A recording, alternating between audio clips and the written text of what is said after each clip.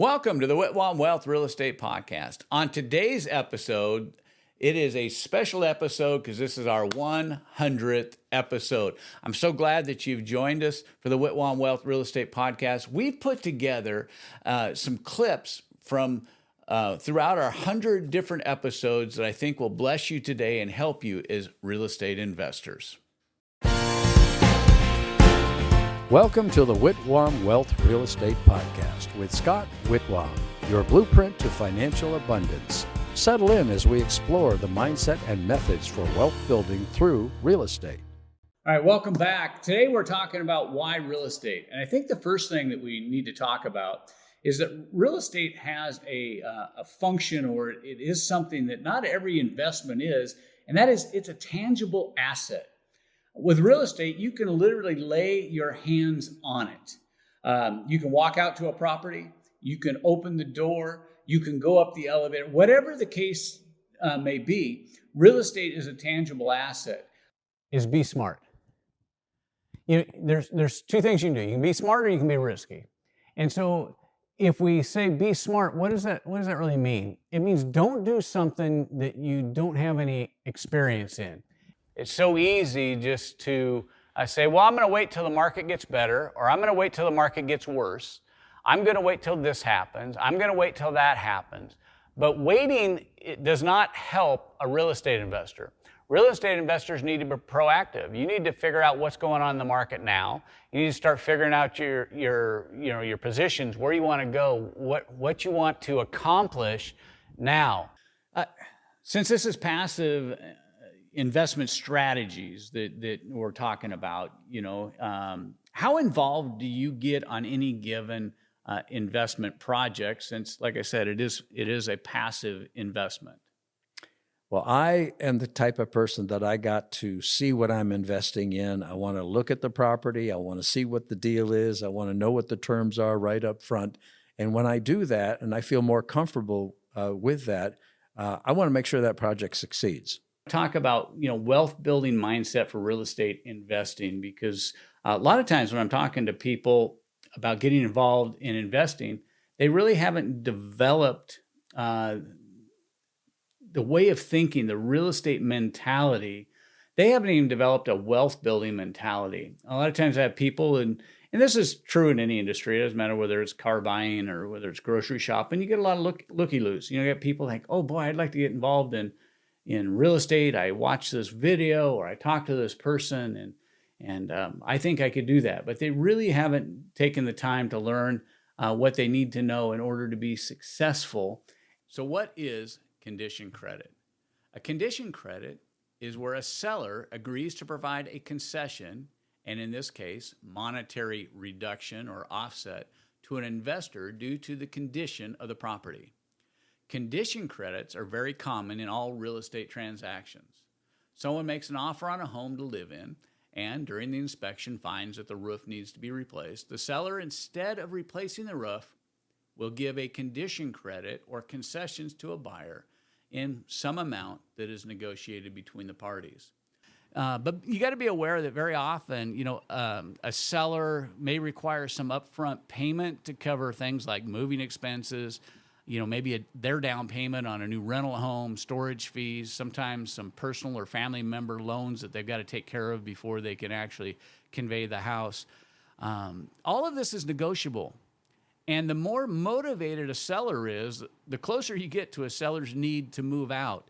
Yeah, I'm so glad that you can make time to be here and work this into your schedule, to be here actually in the podcast studio. I know you had some other obligations and stuff. So let me ask you to get started. Can you share a little bit of experience about your architectural background and experience?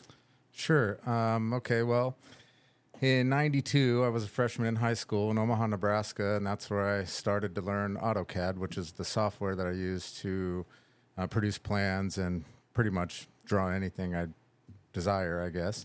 CAD is a very extensive program, and you can use it for many different trades and fields in the industry. In our area, there are homes of all prices, all levels, with all types of pools due to our climate. I mean, obviously the climate's here most of the year. People can swim and and actually you can add a pool heater and probably swim year round. The one issue that I think is common to ask is about homes with pools. Is it a benefit? Is it not benefit? What would be the the top issues with having a home with a pool for an investor? Yeah, let me tell you about some of the pool issues that you can run into, especially here in Arizona. There's a lot of debris that gets into pools here in the summer. A lot of landscaping around pools will have either palm trees or bougainvilleas. Bougainvilleas are really popular here in Arizona. And we have those big sandstorms they call haboobs, that come through here often. Yeah, and the sandstorms are going to blow a lot of debris in there. Not to mention, we actually get a lot of monsoon-like weather too. We haven't seen it as much the last couple of years, but we still get a lot of rainstorms. That's a lot of wind, a lot of rain, putting more stuff into the pool. And that's going to add more food for algae to want to grow. So in those situations, all of this is contributing to giving more chance for algae to grow in your pool. So you got to stay on top of that in those sort of conditions. Well, let's talk a little bit about the transition, because obviously people were trying to get out of the conventional rentals, moving to short term to maximize profits. Yep. And then we've got massive competition, 60,000 competing properties out there. And they got jurisdictional changes. You got HOAs who are changing all their rules to where you can't rent anything for less than 30 days and all the rest of this. So what was your next transition into then with regards to trying to replace your short-term rental space?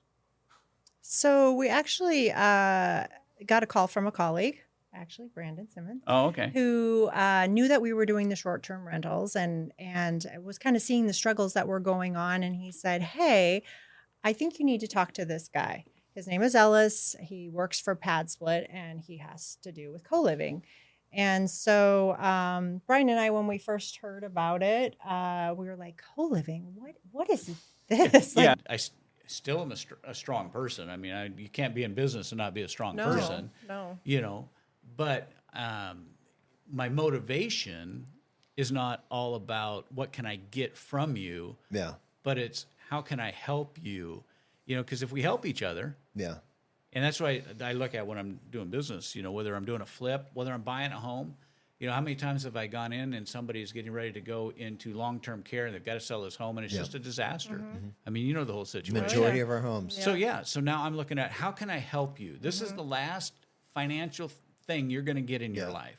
I'm not looking at how can I get this thing for $50,000 that's worth $500,000. I'm thinking, how can I pay you so that you can get what you need in order to have the money you need in order to go into your care home that you need to, and still be able to provide my employees to be able to make a profit so they get paid and the company makes a profit. And so for me, having a biblical sense when I'm doing real estate investing has really helped me, because I'm not trying to steal houses from people like a lot of investors are. Well, we're called to love God and love others. Yeah. Like that's the Great Commission. And that's why we're here, what a huge difference. And one of our favorite verses is Jeremiah 29:11. Oh, yeah. About purpose and plans that, I know Good, the plans not I evil. have for you, plans to prosper you, not to harm you, plans to give you hope in a future. Yeah. Well, that's pretty good. Now, you were mentioned like in 2009 when you kind of got into the brokerage side of thing, that you had friends kind of pushing you. What was kind of the inspiration of that? Because I didn't do that until 2013, but what was kind of the motivation? What was kind of the key for your friends being able to go, hey, you need to take this leap? Well, there was a couple of things. I mean, one was the people that knew me, that believed in me, really even before I could see the big picture. They could see some of the qualities they would describe, like my integrity and my follow through. And those were segments in my space that were not very prevalent. A lot of agents and brokers and companies are cutting corners and telling half truths about this and that. And I just knew on the inside of me the way I've been raised and with the faith that I have on the inside, there's just a better way. And so for me, up until that point, I will say, I had pretty much a kind of an employee mindset, just the minimum getting in, when's the clock hit 5 so I can get out. And that was really an embracing the, more than the minimum. and then sticking to the values on the inside of me, which is part of what kind of pushed me towards taking that step towards launching on my own. There's also a lesson learned about the importance of making hard decisions. Sometimes you have to make hard decisions as an investor, what you're going to invest in, what you're going to not, what slugs you're going to need to cut out of your portfolio, and what ones are you going to enhance. And so how to make hard decisions. And it's never fun making hard decisions, but when you look back, I could see in 2024 it was important that we made some of these hard decisions. And then lessons learned, realizing that bad markets are just bad markets. Sometimes when there's headwinds, you just need to face the facts and then take the steps in order to move into those markets. And yeah, it's much more than just a rate. Do I get them a good rate? Absolutely. But it's much more than just that. It's understanding all the different parts of their mortgage and all the different options that they may have, and an exit strategy for that. Right. If this is a short-term move to help them acquire the property, and then from an investor perspective or a first-time buyer perspective, perhaps we just need to get the property. Great. And then what's our exit strategy from this loan to get you the next loan? That's often the situation, right? So education is one of the focuses, and the next is just learning and staying up on all the current products that are out there. I've got 150 lenders, Scott. They all don't do the same products, right? Which is wonderful because I can do well, I get that question. Hey, Yeah. what is going to be my rate? What is going to be this? Yes. And I have to say, call Christian. It's like, keep me out of this because it changes so fast. And But prosperity is in the Greek. There's a word. It's called zoe, and it talks about the completeness that God created man to live in. So spiritually. So we would have a relationship with God. Physically, that we would be able to live a long, healthy life. And when you follow good dietary rules, you live healthier, longer, and then financially, and it's not about, from my perspective, it's not about accumulating all I can, but it's accumulating enough to meet all of my needs so that I have enough left over to meet the needs of others around me, and that's what prosperity is. And what happens is we get one of these things out of balance. Mm-hmm. You get it out of balance in the health area, you get it out of balance in the relationship area, you get it out of balance somewhere along the way. And then what happens is it starts to bring you every day closer to that day of disgust, because at some point it's going to get so out of balance that you're going to hit rock bottom in some area. For sure. And you think about it, and it's going to affect different people different ways. Right. Whether it's irritability or it's illness inside your body, if you're completely out of balance based on those, your spirituality, your financial, your relationships, your physical, all of that, like something's going to go askew, and you're going to get to the point that you're like, I can't handle this. My body can't handle this. And whether it's being sick, or I don't want to say a cancer or anything, but dealing with depression or something like that, that can be just because you're out of balance. But they all come from that. Yeah. Cancer, they have proven that there's some imbalance. Well, we moved to Arizona. And I got out here in 2009. The rest of the family got here in 2010. I was out here a few months before them. And then I found this podcast called the Flip to Freedom podcast. And on there was a guy named Sean Terry. And I found out that Sean Terry was local here in Phoenix. To kind of let you know how long ago this was, I had a BlackBerry. Oh, my goodness. So I was listening to this podcast on my BlackBerry. Met up with Sean, got to know him, and got into wholesaling. My first wholesale deal was a deal that I actually did with Sean Terry. And what was great about that, I remember he sat down and told me I need to write down my goal, what my goals are and stuff like that. One of the goals I wrote down on a little index card was I wanted to make $5,000 in the next 30 days, using wholesaling. Right. And I made $5,500 the day after that goal. It was actually the day after my birthday. So made my first wholesale deal in 2010. Did several deals back and forth while I was working full time at Wells Fargo back then. And later on, Sean called me up and asked me to come work for him. And Worked for Sean for about 5-6 years doing dispositions, acquisitions, and I was a COO of the real estate company. And then I went into coaching and had my own real estate company. So Sean and I did coaching together. We've had, I think, 700 plus people go through the coaching program that we had. It was called the First Check Challenge, all about helping wholesalers get their first deal. Power in laughter. Laughter isn't just entertainment. It's a powerful motivator for life, for work, and for one's resilience. Charlie Chaplin said, "A day without laughter is a day wasted." Chaplin was a brilliant actor, filmmaker, and comedian whose timeless iconic character, the Tramp, brought joy to millions around the world through his performances. He combined humor, empathy, and social commentary, providing that laughter has the power to heal and connect people across cultures. His quote, "A day without laughter is a day wasted," beautifully captures his belief in the importance of joy and lightheartedness in life. Yes, the cost of building an ADU. Since we've talked about all of the benefits of building ADUs and how they can help us as investors, increased revenues, increasing property values, all of the good stuff.